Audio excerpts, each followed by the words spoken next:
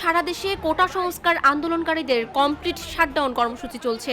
এই কর্মসূচিতে পুলিশের সঙ্গে শিক্ষার্থীদের সংঘর্ষের ঘটনায় রাজধানীর কানাডিয়ান ইউনিভার্সিটি ভবনে ভাঙচুরের ঘটনা ঘটেছে।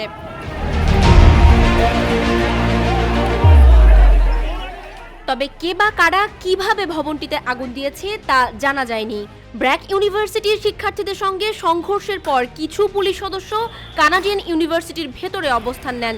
এর পরপরই কেউ ভবনটির নিচতলায় আগুন ধরিয়ে দেন। ভবনটিতে কিছু পুলিশ অবরুদ্ধ হয়ে আটকা পড়ে। পরে পুলিশ সদস্যদের হেলিকপ্টারে উদ্ধার করে নিয়ে যায় র্যাব। সরেজমিনে দেখা গেছে দুপুর 12টার দিকে শিক্ষার্থীদের সঙ্গে পুলিশের ধাওয়া পাল্টা ধাওয়ার ঘটনায় কয়েকজন পুলিশ ওই ভবনের নিচে ঢুকে পড়েন। পুলিশ ভবনের ভেতর থেকে শিক্ষার্থীদের উদ্দেশ্যে টিয়ারশেল নিক্ষেপ করলে শিক্ষার্থীরা জড়ো হয়ে সেই ভবনে ভাঙচুর করেন। জানা গেছে ওই ভবনে কানাডিয়ান ইউনিভার্সিটি, দৈনিক বাংলার অফিস, পদ্মা ব্যাংক সহ কয়েকটি রেস্টুরেন্ট রয়েছে।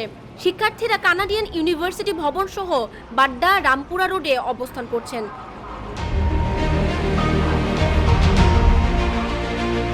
অন্যদিকে মধ্যবাড্ডা ও রামপুরা টিভি সেন্টারের সামনে পুলিশ অবস্থান নিয়েছে। এদিকে কর্মসূচি ঘিরে সকাল থেকেই রাজধানী জুড়ে ছিল থমথমে পরিবেশ।